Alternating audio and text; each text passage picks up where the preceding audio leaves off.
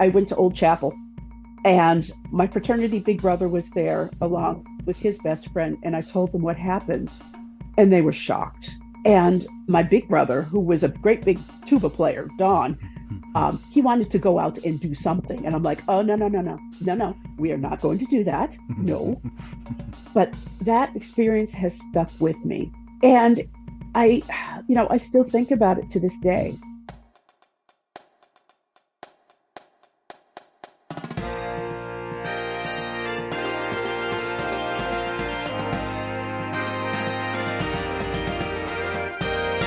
Hello, and welcome to episode 14 of the BandWagon podcast for the week of May 27th, 2024.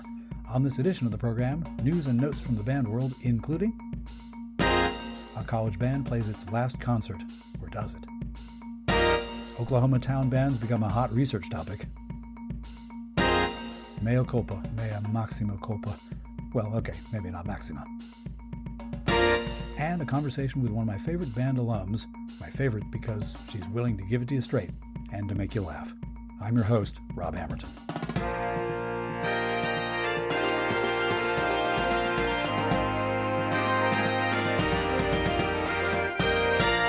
Hello, dear listener.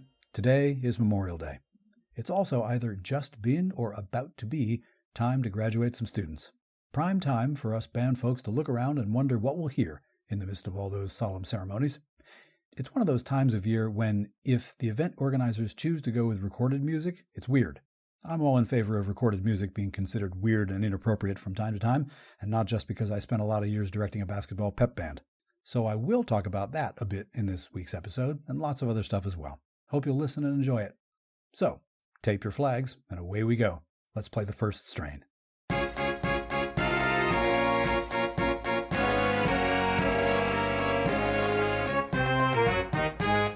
In this episode's first strain, news and notes from the band world. Dateline, Norman, Oklahoma. Credit to the reporting of Brian King of the Norman Transcript newspaper and John Montgomery of the Purcell Register newspaper. Two Norman residents are looking for help from the community to find historical items about town bands in Oklahoma. Scott Barger, a Norman bank executive, real estate appraiser, local historian, and musician, and Dr. Casey Gerber, associate professor of music at the University of Oklahoma, are co-authoring an upcoming book about town bands in Oklahoma from the 1880s to the 1940s. Barger started the book project last year after hearing the University of Oklahoma New Horizons Band, which is a community band featuring musicians from different walks of life, and as he recalled that his grandparents first met during a Byers, Oklahoma brass band concert. Barger said he couldn't find any scholarly writing about Oklahoma community band history. After some research efforts, he decided to do it himself, and Dr. Gerber agreed to work with him since the project aligned with his research interests. Barger said the town band tradition gained momentum following the World's Columbian Exposition of 1893, the equivalent of the World's Fair, which introduced the United States to the Ferris wheel, commercial electricity, and phonographs. He went on to say that during the late 19th century, before radio, if one wanted to listen to music, one had to have live musicians. Community bands would play on the 4th of July, at political events, and on Saturday nights when farmers would come into town to buy and sell their goods. Currently, the two authors have information on 35 bands from throughout the state of Oklahoma, including bands from cities that don't exist anymore, but they're looking for more information. Gerber and Barger are urging anyone with knowledge of, or artifacts from, an Oklahoma town band to contact them and share it. If you fit that description and want to contact them, you can use Barger's email address, which is included in this week's show notes. Dateline, Albany, New York. Credit to the reporting of WTEN, the ABC television affiliate station in Albany. On Saturday, April 20th, the Wind Ensemble of the College of St. Rose performed its final concert before the school closes at the end of this academic year. The concert featured a number of alumni who participated in an all-day rehearsal with Wind Ensemble conductor Stephanie Podolek and guest conductor Robert Hansbrough. Hansbrough said, quote, "We were having a hard time staying on task because the emotion was overwhelming to have people we hadn't seen in 20 years, and now we're sitting by them again." Podolek said that her conversations with alumni suggested that they would like this concert to not be their last. The Wind Ensemble is considering a future home to continue its yearly performances. Kelly Bird, a St. Rose alum and now adjunct music professor, is working to keep the Center for Communications and Interactive Media, the home of the Wind Ensemble, up and running, possibly by finding a way to purchase the building. Asked for comment by WTEN, a spokesman for the college said that there was no knowledge of anyone seeking to buy the building and there were no current plans to sell or donate college-owned music equipment. And that's news and notes from the band world for this week. If you have a news item you think should be included in this segment, send me a link via email to heybandwagon@yahoo.com. Now we'll take a quick water break and meet you on the other side.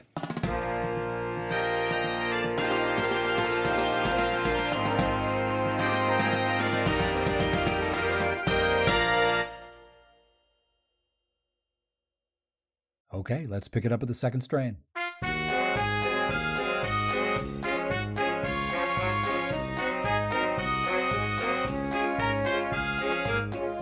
In this week's second strain, it's back to Warren McGurk Alumni Stadium, a place I only go if there's a band playing.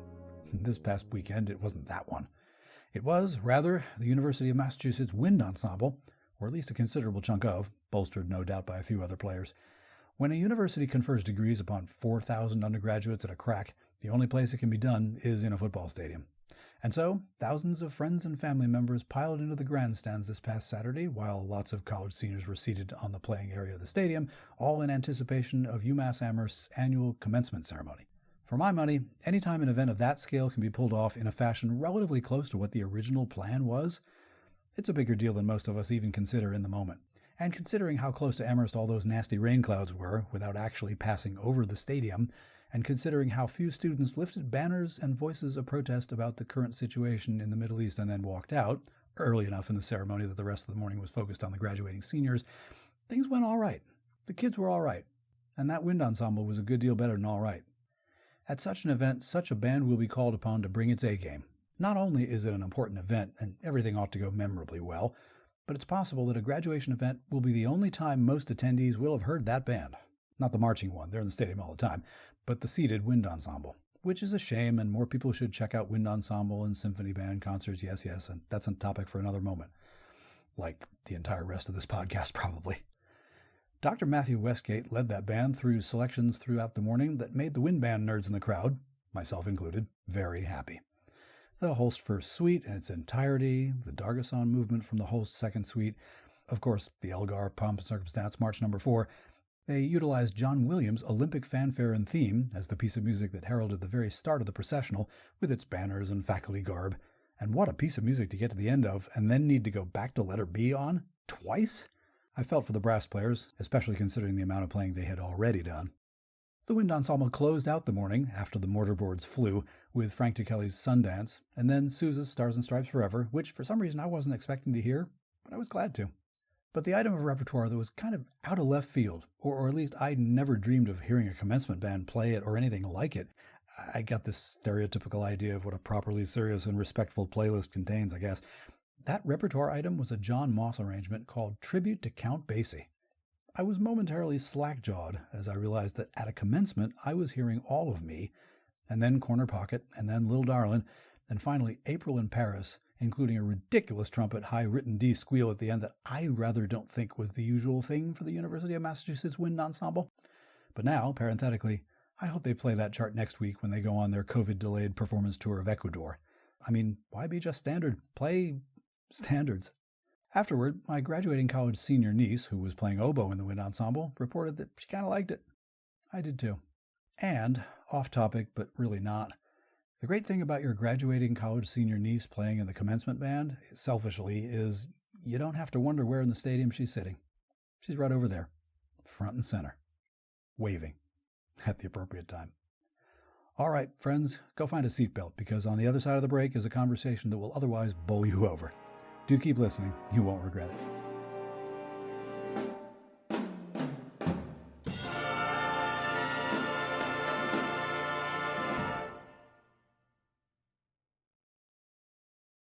Okay, let's modulate and get into the trio section.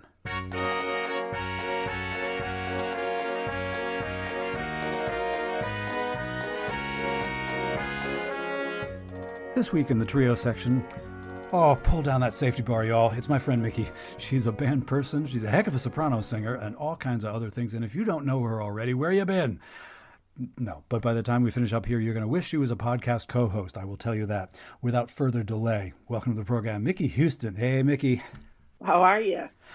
I'm well, and I'm glad I could get a band friend of mine to come and do this. It's quite an honor. I really feel like I marched with you, even though I did not, because I mean, you left and then I came in, and it just feels like you were still there. Yeah, we're both UMassers, and to a lot of our podcast listeners, this will be no shock whatsoever. He's talking about UMass again. Well, you start with what you know and you work out. I remember freshman year band camp, all the freshmen were together in Byzantium. The little bitty recital hall. Yes, and George was, jumping up and down and being Mr. Parks.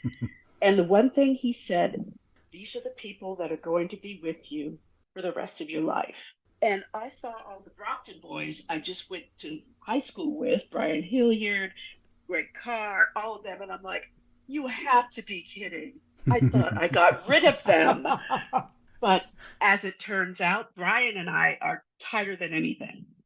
It's so wonderful. And it's true. A lot of the support that I get are from those people that I slog through mud with. Yeah. Now, already, right out of the gate, you've dropped a number of names and I've dropped a number of details, and I think it's only fair to go to my traditional lightning round questions that are designed to get people an idea of who they're listening to. The first of them is, and this is a fun question, I know, what's your primary instrument? You know what? It has to be voice. Voice is my primary instrument. My secondary instrument has to be euphonium. I do not have a flute anymore. It was stolen after Mary Maple many years ago. Okay, moving on. Yeah. Thinking of the band instrument, how did you get into playing that instrument? I actually wanted to play tuba, so I started to teach myself. And then Mr. Parks downgraded me to euphonium, which irritated me at first, because I'm like, I could do that.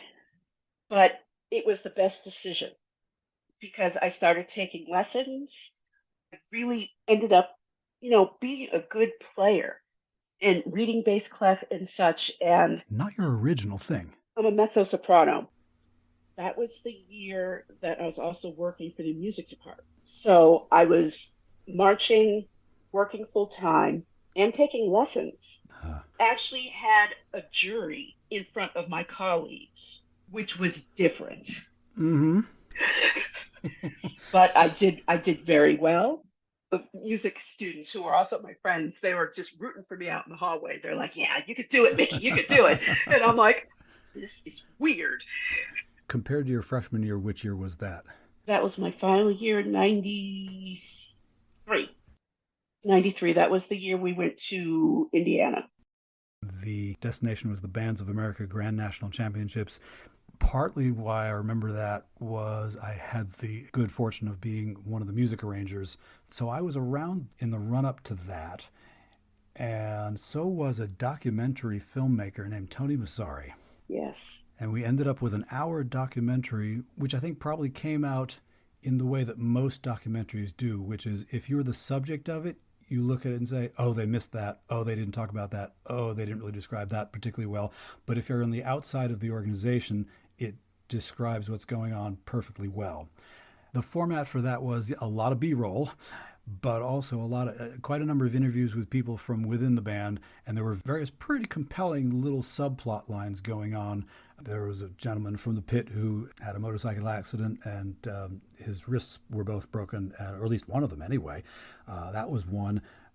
Nick Angelis, the snare drummer, who Mikki, has yes. since become the University of Cincinnati band director, I think, and ended up with Blast and all those sorts of things. So a number of personalities from the band that the documentary people felt stuck out and were worth including as sort of featured little vignettes throughout. And you will be unsurprised to know, dear listener, Mikki was one of them. It's interesting to look back and see people at various different points in their lives, but it struck me that the kind of things that you were saying there represent an issue that assuredly you can speak to better than anybody who's been on this podcast so far, as it works out. So I'm gonna hurl your own words at you. Okay. Bit at a time. There was one segment of the interview that you recorded where the question was, what has band taught you? And for all practical purposes, it was the setup for a meme. This band experience has taught me to be responsible for myself. It's taught me a lot more about music It has taught me a lot about different sections of the band, because I've been in 3 different sections. So I know more about the band overall than most people in the marching band. It has taught me a lot about friendship, because I have a lot of very close friends there. And it's taught me that I can do a lot more in one weekend than I thought, and I can still live through it. Now there you talked about being in 3 sections of the band, the euphonium, being in the brass section, the flute, being in the woodwind section, and Color guard. color guard. And you can put a half for the vocal things I did too. Now, in the next segment of that interview, you said a number of things which could have been the basis for their own documentary and which I wouldn't mind digging into a little bit here.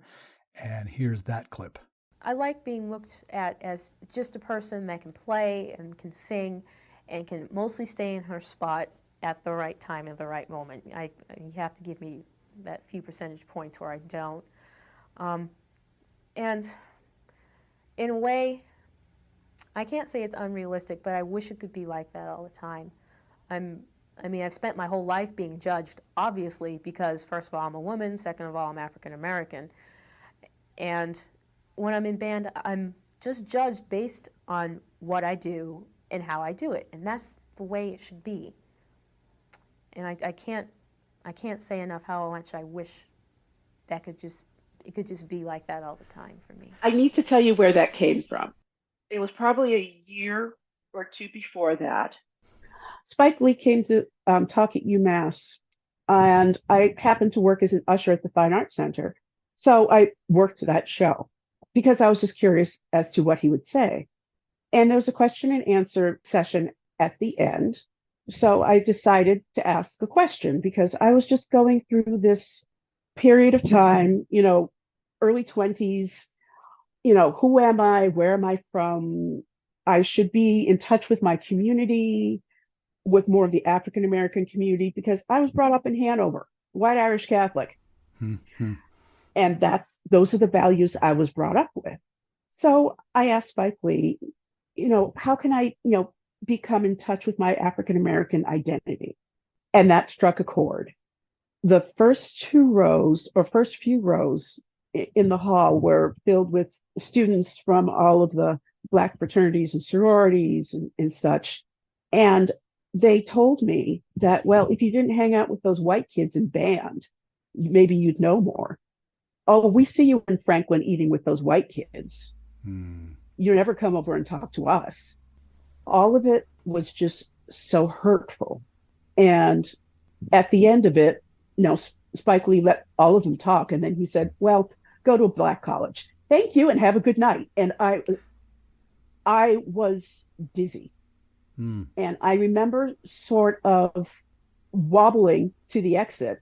And I remember, I think John Jenkins was there because he was associate director for FAC, and some other people. And they said, are you okay? And I said, I don't know. And then I did something.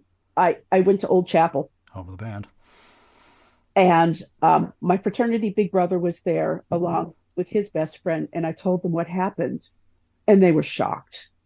And my big brother, who was a great big tuba player, Don, he wanted to go out and do something. And I'm like, oh, no, we are not going to do that. No. But that experience has stuck with me. And I still think about it to this day, and it's still so hurtful. And you know what? I've made steps to, become more involved with my community. I went to the NAACP convention last year. That didn't work. At that point, I was trying to be something that I wasn't. I just have to accept myself for who I am. I'm friendly. I can be friends with anybody in any community. My friends, my dear listeners, she's not lying. It's true. I can hang out with a bunch of Budweiser NASCAR guys and talk about, who my favorite driver is. I mean, I can just hang out with anybody. And I think at that point, for me to be told, oh, you only have to hang out with us, that wasn't how I was raised. That's not the lessons that I learned growing up.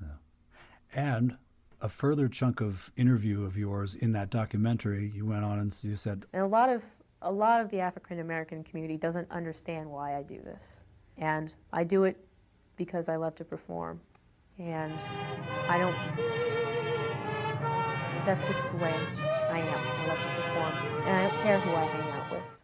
It doesn't matter. It depends on who the person is on the inside. And there's a quote. And now I have context for that quote, where before it was a nice sentiment. And it was great to hear. But with that context, that's a different thing. Or that's a more fleshed out context. Yeah, it still remains a very painful moment in my life, but being in music, being in band has done so much for me as a person. For me to negate that and say, well, I've got to hang out with this specific group of people because, that's what I'm supposed to do. I'm not going to do that. I enjoy music, and being in band, it saved me. And I'm going to do a little segue. Mm. Grew up in Hanover, but ended up having to move rather suddenly to Stoughton. And my dad passed away. I was a few weeks shy of 15 with 3 younger brothers. And it was a very hard time. In Stoughton, it was the music that saved me. I became involved with show choir my sophomore year. And then I saw these people in the parking lot doing stuff and going around in circles with flags and stuff. And I decided I want to do that. So my junior year, I was part of the marching band, and Ron Christensen was the band director, and he understood the history, of losing dad. And I had the best experience there. I was like, wow, I can spin a flag, and there are these people, and we can do parades. It was wonderful. In the middle of the season, no, towards the end of the season, we ended up moving to Brockton. Still finished out my season with Stoughton. And then I joined band in Brockton for my senior year, color guard. And Vinnie McCrena was part of our church anyway. So he knew me. Okay.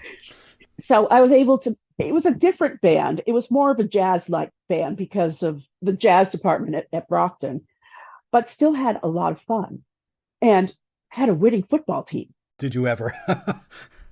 We won the Super Bowl. I mean, that was big in that awful stadium, Schaefer Stadium, I think it was back then.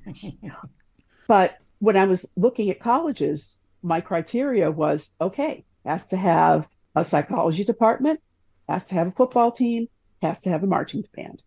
And UMass kind of fit all those criteria. So that's how I ended up there. You did, however, walk into a marching band situation which was, I can't sugarcoat it, it was pretty white.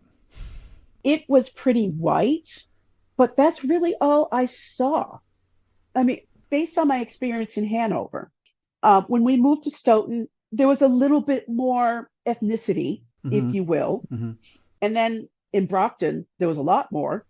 But my world was still with the musicians, which was mainly a white world. All this time, I've been imagining my friend Mikki arriving at UMass and saying, this is the marching band, and this is what I am interested in doing, and then having the experience that I presume your average African-American person would have walking into, any person walking into a group which is majority not what they look like. Yeah. But what you brought to it was something that seems to me to have sanded down that experience, or at least sanded down the initial, do I belong here kind of sense. It's a marching band. I do marching band, so here I am. I'm super interested. Keep on. Well, I got into band, and of course, it's like, that was our first big band. It was 300 people, so we had a huge freshman class. And I was like, all right. Oh, there's Brian. Yeah, all right. Yeah, all right. Jerry, good Lord, Jerry Mera again. And Greg, I mean, and I saw people from my high school and high schools in Stoughton, Brockton, and Hanover, which made it very interesting, the overlap there. And, I walked in and I felt comfortable because that is the culture that I was brought up with. And I still struggle with this because I'm told, oh, you're not supposed to do this. I've heard it too many times. You act too white. And it's been said to me many times. But that's me. That's how I was brought up. My parents brought us up around everyone, everything. I was brought up in the white Congregational Church. I think we were one of two families there.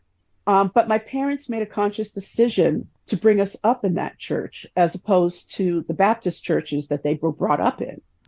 And I think it was because the United Church of Christ, as it was back then, it was a very accepting place.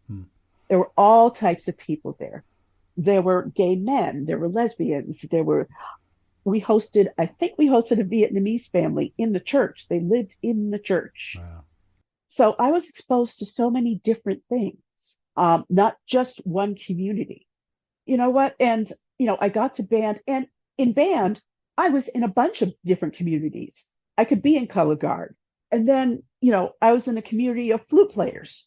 And then I was, in the community of the low brass players, which were actually kind of cooler than the trumpets, I have to say. Sorry, Brian Hilliard. So it's easy for me to slip into a community. I don't want to be pigeonholed and told you have to be in this community. No, I'm not going to do that. I think that's what the experience taught me, the experience at Fine Arts Center. I just have to love myself for what I am. I love all, and I can be with all. And I don't want to be told that you're right there. Because of what we see when we look at you, you need to go down this channel. Yes. A thing that strikes me about just listening to that part of the story that you told that I had not known ever reminds me a lot of a number of the other conversations I've had on this podcast where there are people I thought I knew really well, and without fail, they've told me a story I had never heard. They have revealed something about their background that caused me to think differently about it. I was all prepared to talk about my experiences with thinking I knew the whole story, but not really understanding the whole story. And in my particular case, after I finished with my graduate music ed degree at Boston University, I worked for a summer and part of a school year with a group called the Boston Crosstown Band, which in short was a Boston Police Department sponsored summer band for Boston Public School high school age musicians. And it was about 36 kids in the band. 3 of them were white and 2 or 3 were Hispanic, 2 or 3 of them were Asian, and the rest were African American or were black. For sure, there were a couple of kids of Caribbean descent. I also noticed that I was one of 3 instructors on the staff, and we were all white guys from the suburbs. And the version of that story that I told my students when I went to teach high school at a very, very, very not diverse high school was I found out what it was like to be one of the very few people who looked like me. And for a very long time, I told that story to try and describe how I kind of understood what it was like to be a minority. I didn't at all. And the reason for that was I was a statistical minority. Statistically, numerically, yeah, I was in the smaller group. But when I literally jumped out of my car and ran into the supermarket to go buy something on the way home, and now I live in Worcester, which is the United Nations, and I literally jump out of my car, run into the supermarket to grab a loaf of bread because I'm out, and I just figured that out, and I run to the self-checkout, and I check it out, and I almost literally run to my car because I'm late for the next thing. They don't watch me carefully because, forgive me, I'm a pasty white guy. I have been followed in stores. The one specific time, Lord & Taylor, downtown Boston, and I remember this, it was 2000, and I was looking for wedding makeup because I was getting married in a few months. I just kept looking at things, and I was looking at clothes and stuff, and I noticed this woman following me. And finally, I asked her, do you need something from me? She's like, oh, no. Just making sure that you have everything you need. If you need any help, just ask me. And that was another defining moment because at that time I was living in North Carolina, in Durham, where, the black faces are a little bit more prominent down there. And to come back home to a place that I felt comfortable and to be followed like that that made me think, is this really home anymore? Mm. I mean, this is where I'm comfortable. This is where I was brought up. I mean, we could go into the sociology and psychology of this and talk for hours. Mm-hmm. Mm-hmm. I would, in all likelihood, go into it wanting to wear a big sign saying, I want to phrase this right. I want to talk about it in a way that is both correct and right. And these kind of conversations, I know I want to have them and I know I want to do them right. And there are times when I wish that I didn't feel like I was on the precipice of saying something wrong that would not be unhelpful. I want to be so careful that I don't talk. And I think that's the problem with society today, because there's no two-way communication. Yes, people want to be polite and not say the wrong thing, but how are you going to know it's the wrong thing if you don't talk about it? And what's the mechanism for setting up an allowance for not saying it right, but still meaning well? And meaning well is sometimes a damning phrase as well. He meant well. Yes, yes. The bless your heart from the South. That's one thing I brought back with me from North Carolina. I'm like, oh, bless your heart, precious. And people up here don't really understand it. The translation into Bostonese is, oh, God bless them. God bless them, huh? You can do both accents. Yes, yes, I can. But my mother from Connecticut, who went to New England Conservatory for voice performance, demanded that we did not talk like a Kennedy. I think I said shopping once, and the speech, it was like, I will not have anybody talking like a Kennedy. Huber. And I'm like, I'm sorry. I didn't know. When I came back from North Carolina, when I got divorced, I made the mistake of saying all y'all in front of my mother. Now, my stepfather is from North Carolina, so he fell off the couch laughing. And Mom, the look, I still feel the need to apologize to this day. I said, I didn't mean it. I'm sorry. I didn't mean it. You had it coming at you from both directions. Yes, I did. From the same person. Yes. I love my mommy. I really do. Mm-hmm. Oh, well. And we move on.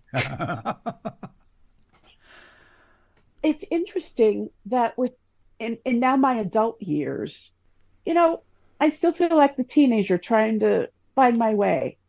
But I'm more comfortable with myself now than I have been in a long time.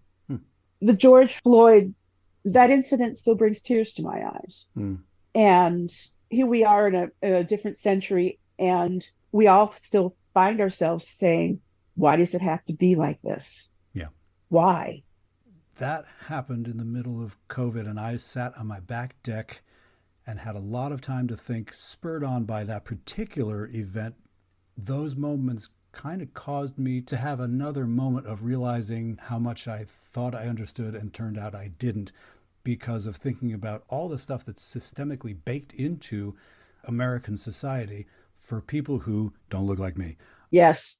And going from my crosstown experience of feeling like a minority and then figuring out that it was only a statistical minority, Yahoo, that was one moment in my life where I kind of took a step back and realized, oh, I don't know as much about this, and I don't experience as much about this as I thought I did.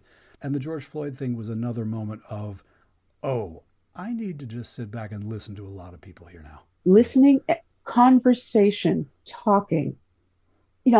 Across the street at the bar, I've gotten into some serious conversations with, the Trump folks that live across the street. Just having a discussion, no vitriol, just talking.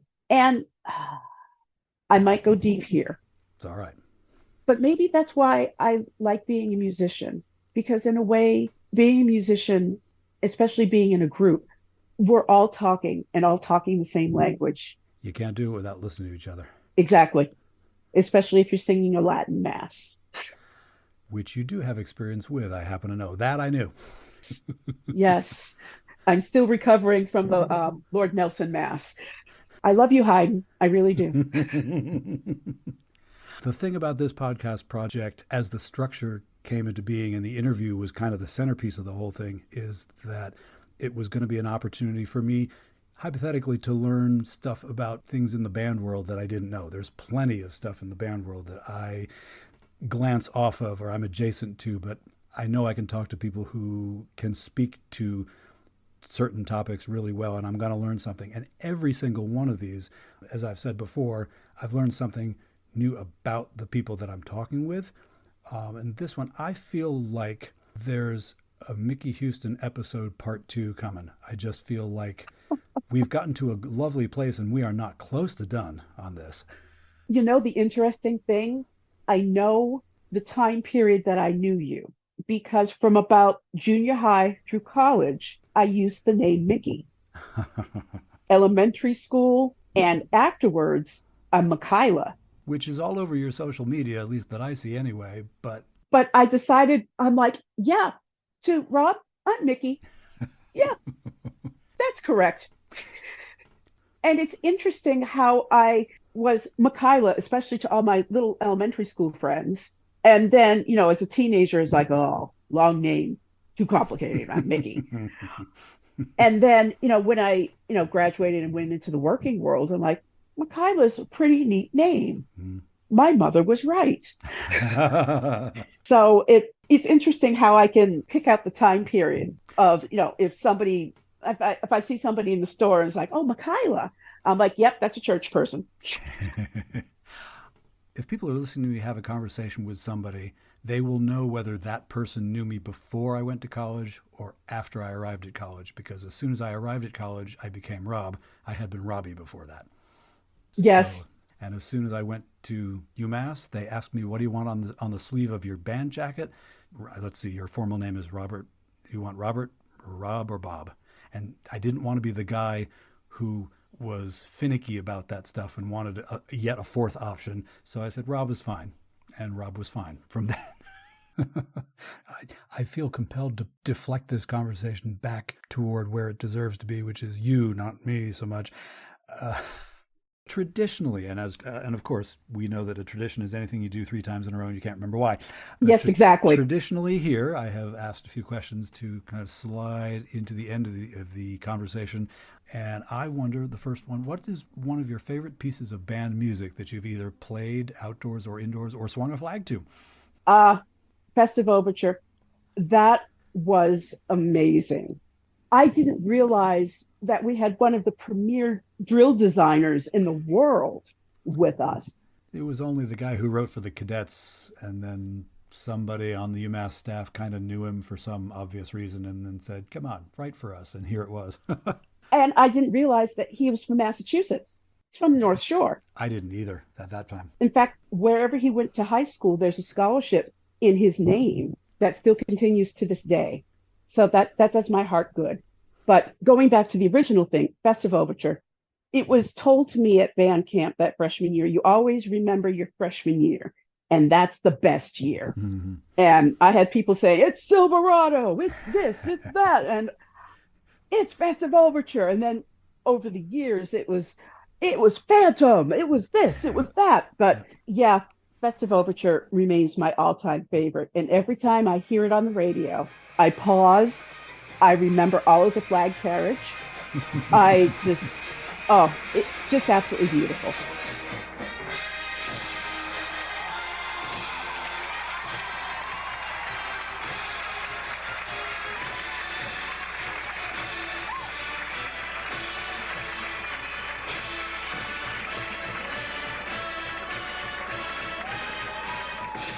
Every single person listening to this podcast is nodding. Can I add what my favorite choral piece is, though? Absolutely. Bach, B minor Mass. This little thing. Well, as you can tell, I go for the huge.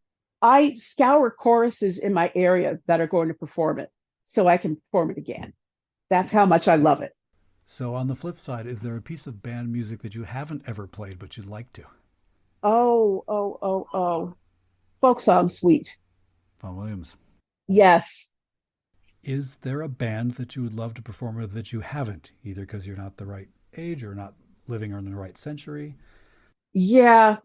And I'll use the original name, the Holy Name Cadets, Garfield Cadets, Cadets of Bergen County. That would have been wonderful. But I had to work every summer. I was always, scraping money together so I could get through school. So I just became a huge fan of drum corps. And it would have been easy for me to march Boston because everybody I knew was in the Boston Crusaders. I wish I had marched drum corps, but it just wasn't in the cards. And my old creaky body cannot do that anymore. It's very sweet of them to talk about all age drum corps. That's precious. Yeah. I'd be sitting in the chair with my flag. Yeah. I wonder if you have a favorite band story you want to tell. Oh, it was Hook. It was my euphonium year, my last year. Okay. And I had just, come from working. It was September. So I still dressed the part of being undergraduate secretary and the receptionist. I mean, you had to present yourself well. Mm-hmm. So I scurried down there with my horn, still in my proper shoes. I don't think I had my sneakers at that point. And we were working on drill. And there was one part of the drill that the percussion section just seemed out to get me. It was not working. So finally, I go stomping up to the scaffolding. Mr. Parks, Tom Hannum, and I'm pretty sure Michael Klesch were up there. And I was just like, I'm going to die. Okay? Do you see what's happening? They're tubas. They're bass drums. There's a lot of everything happening. You don't want to kill me. Okay? And they just laughed at me. And I said, this isn't funny. You're going to lose your undergraduate secretary. I run the department. Come on. And the laughter just continued. Somehow everything worked out, but there were too many big instruments trying to do the same thing in a very contained space. So I'll never forget that. And I'll never forget George Parks's laugh. And he just shook his head and laughed and laughed. I miss his presence every single day. For various reasons, including not taking your threat remotely seriously. Yes, exactly. Well, flutist, euphonist, MIKHAELA Houston. See what I did there? It has been an absolute pleasure, and I am sure I offered this opportunity to anybody who wants to come back and do another one, but come back and do another one. It was a complete pleasure and an honor. Thank you so much, my friend. Thank you, Mikki. Thank you, Robbie. Had that coming. Anyway, we'll pause briefly, and after that pause, I'll fix a couple things. Hope you'll stay with me.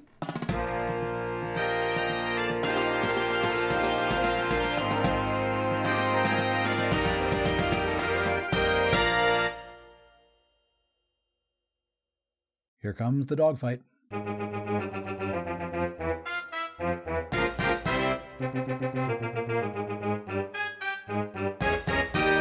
In this week's dogfight, mea culpa.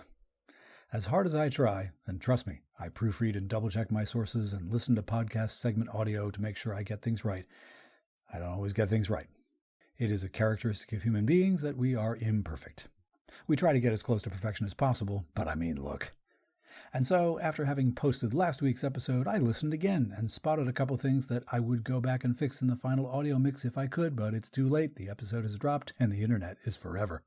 Happily, so far no one has emailed me to ask for those corrections, so I do have an opportunity to preemptively fix a thing or two. So, I'll establish a new segment with a new jingle. What? Disappointed!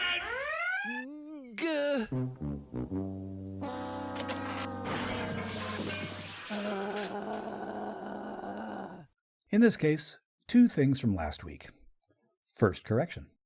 During last week's First Strain segment, I made mention of the north central Massachusetts town whose high school band has sent a remarkable number of its students, former high school drum majors, to the UMass Amherst band program, where they then became drum majors there. I said, among other things, that's Mayor Mike Nicholson's town. It's a city. Gardner, Massachusetts is, in fact, a city. It's a small detail, I know, and unless you're a local government enthusiast, you might not think much of it. Unless it's your city, in which case, you might. There are differences between cities and towns that you can look up on the aforementioned internet if you like. Suffice it to say here, my apologies to Mayor Nicholson and to the city of Gardner. I mean, for heaven's sake, you've never heard of anyone being given a key to a town. Other correction. During last week's Second Strain segment, I said that the Delaware Band had performed in front of the President of these United States and in front of a certain Delaware alum that was his running mate in 2019. Barack Obama's first inauguration and the parade that accompanied it, in which the Delaware Band marched, was held in 2009, not 2019. The script said 2009. I said 2019. Is that a verbal typo? Because that's what it is. If you spot any details, factual or typographical, that you think need to be corrected, or if you hear me mispronounce any names or other words and you know how they should be pronounced, by all means let me know. Send an email to heybandwagon@yahoo.com and go easy on him. He's had a hard day. If you know, you know. After this last break, just one more quick thought for you, and I promise to read it correctly. Thanks for continuing to listen. To wrap things up, let's take the CODA.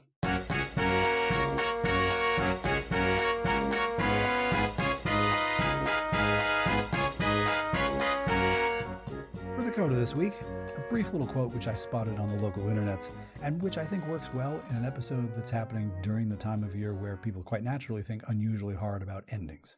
In this case, the end of the school year, and for many, the end of their time at a particular school, be it an institution of secondary or higher education.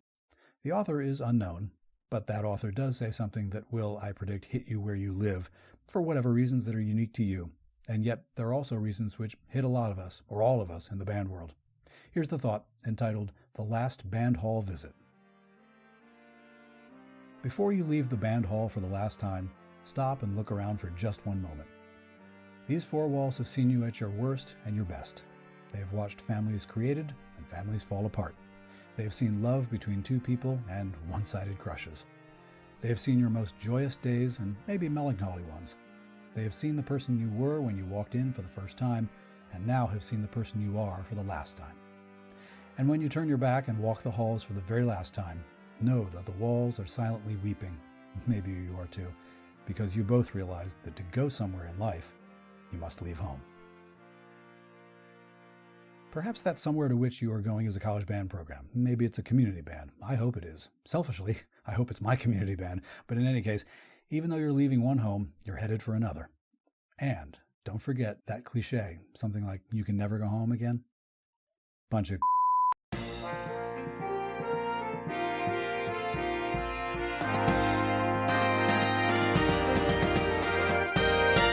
I said poop. What? That's BandWagon for this week. Thanks as always for downloading and listening. BandWagon was written, researched, and produced by your humble host. Musical interludes were produced by Hammerton Media from source material largely by John Philip Sousa. You can listen to more episodes at our website, heyband.podbean.com. Please give me feedback, be polite, but let me know what you like, what you think might change. Tell me your best band story, or suggest a topic for a future episode, whatever you like. You can do that using our email address, heybandwagon@yahoo.com, or leave us a 90-second voice message by going to speakpipe.com/heybandwagon. Be aware that we do reserve the right to include your message on the podcast unless you say otherwise. All those contact links and links to our news items, conversation topics, and my interview guest, Mikki Houston, can be found in our show notes. Please share the show on social media, and thank you for that. If you enjoy this podcast, get someone else to listen as well. As it turns out, word of mouth is the best recruiting tool. And to keep up with us every week, subscribe to BandWagon on the Podbean app, Apple Podcasts, or wherever you get your podcasts. And rate and review. It really helps other people to find the show. For now, take care, stay in touch, stay in tune, and we'll do this all again next week. I'm Rob Hammerton, and watch the skies for falling mortarboards. Yikes!